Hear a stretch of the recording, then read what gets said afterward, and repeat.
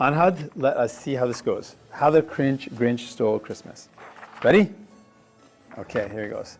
Every Who down in Whoville liked Christmas a lot.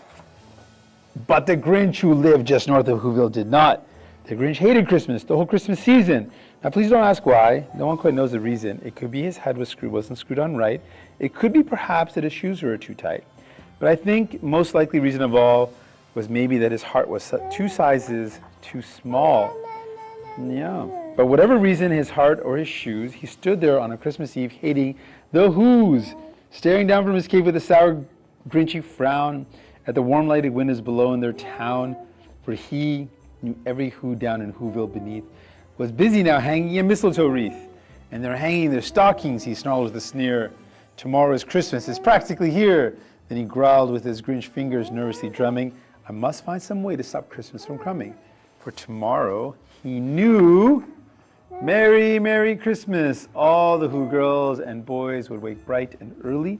They'd rush for their toys, and then, oh the noise, noise. That's the one thing he hated, the noise. See the सारे खेलते नहीं और it's playing. Then the Who's, young and old, would sit down to feast. They'd feast, and they'd feast. They'd feast on Who pudding and the rare Who roast beast, which wasn't something the Grinch couldn't stand in the least. And then they'd do something he liked least of all. Every Who down in Whoville, the tall and the small, would stand close together with Christmas bells ringing. They'd stand hand in hand, and the Who's would start singing. They'd sing and they'd sing and they'd sing.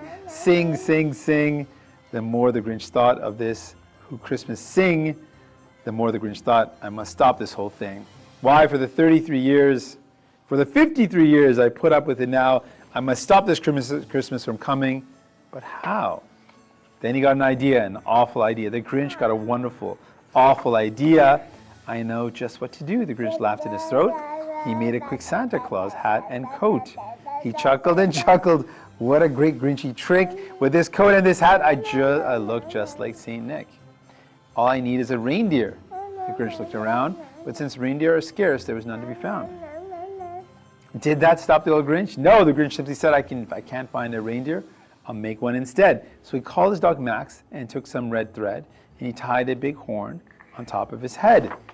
And then he loaded some bags, some old empty sacks, on a ramshackle sleigh, and he hitched up old Max. And the Grinch said, giddy up! And the sleigh started down toward the home where the Who's lay a snooze in their town. All the windows were dark, quiet snow filled the air. All the Who's were all dreaming sweet dreams without care. When he came to the first little house on the square, this is stop number 1, the old Grinchy Claus hissed, and he climbed to the roof, empty bag in his fist. And he slid down the chimney, a rather tight pinch, but if Santa could do it, then so could the Grinch. He got stuck only once for a moment or two, then he stuck his head out of the fireplace flue, where the little Who's stockings all hung in a row. These stockings, he grinned, are the first things to go. Oh no, he's gonna steal everything. And then he slithered and slunk with a smile most unpleasant.